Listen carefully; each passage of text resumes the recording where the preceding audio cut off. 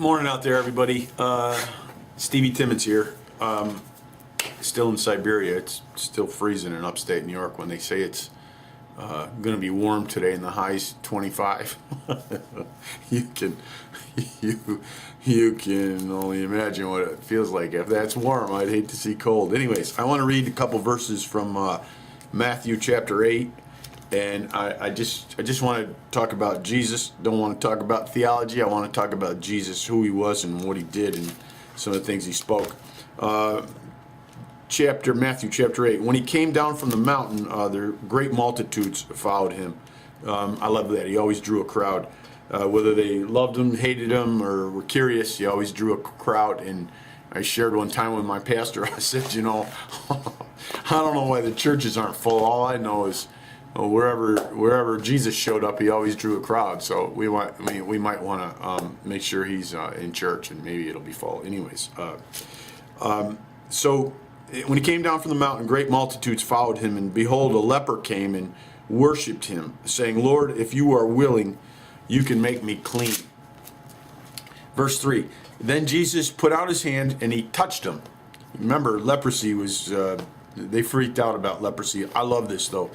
He put out his hand and he touched this leper, and he says this, "I am willing, be cleansed."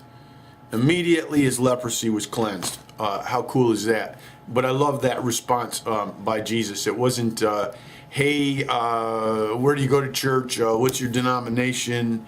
Are you a Baptist, Methodist, Lutheran?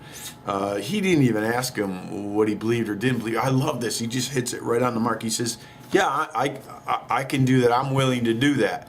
And he touches the leper, and incidentally, leprosy was considered highly contagious and unclean, and you weren't supposed to touch him. You certainly weren't supposed to, engage with him.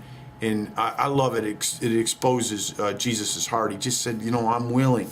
He said, "Be cleansed." So cool ending to that story. And then I want to skip on a few verses. 5. Now when Jesus had entered Capernaum, a centurion came to him pleading with him, saying, "Lord, my servant is lying at home paralyzed. He's dreadfully tormented." And Jesus said to him, "I will come and heal him."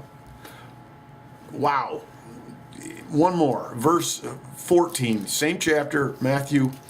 Now when Jesus had come into Peter's house, he saw his wife's mother lying sick with a fever. So this is Peter's mother-in-law. So he touched her hand, the fever left, and she rose up and cooked him dinner. Well, anyways, why do I share that? What's the big deal? I'll tell you what the big deal is. We've made Jesus this figurehead of some big religious notion or concept, and the tragedy in doing that is we've perhaps lost touch, or we don't even entertain how intimately involved with his people he was every day. And they weren't just his people; they were strangers and basically cast-offs. And I just think that there's something to be gleaned from that Jesus, this Son of God, would take the time and would engage each and every day. And that's no small thing. And just look at the outcome there. I mean, three seemingly incidental encounters.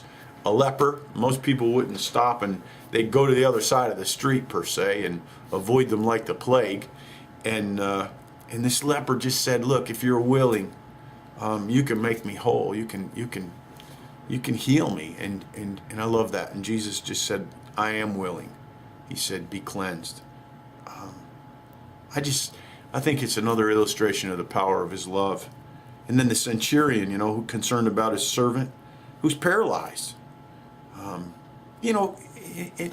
I'm sure probably the context of this, it's a big time miracle. I mean, he was probably paralyzed, paralytic in the sense it was a physical paralysis. but there's such a thing as emotional, relational, financial paralysis. And Jesus can come along and, are we asking him to heal us? Are we asking him to intercede? Are we asking him to touch us or change the circumstance? Is your mother-in-law sick and struggling, or your brother or your sister, or your aunt or uncle? I mean, it makes no difference. He's the equal opportunity Savior. He's the equal opportunity healer.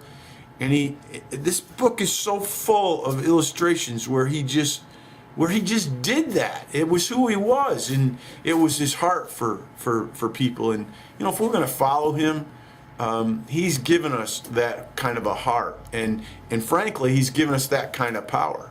A sidebar to this, the first time you look it up and check it out. I often think of how this would have gone over in a church in the 21st century, that like Jesus when he sent out his disciples for the first time, and he says to them, of all the things, he says, listen, I want you to go 2 by 2, and I want you to lay hands on the sick and cast out demons. Okay, I'll do that, Lord. If you ask the church, most churches in America, to do that in the year 2014, they'd probably put their PF flyers on and run. But anyways, love you today. God bless you. Enjoy the weekend, and I'll talk to you soon. Bye-bye.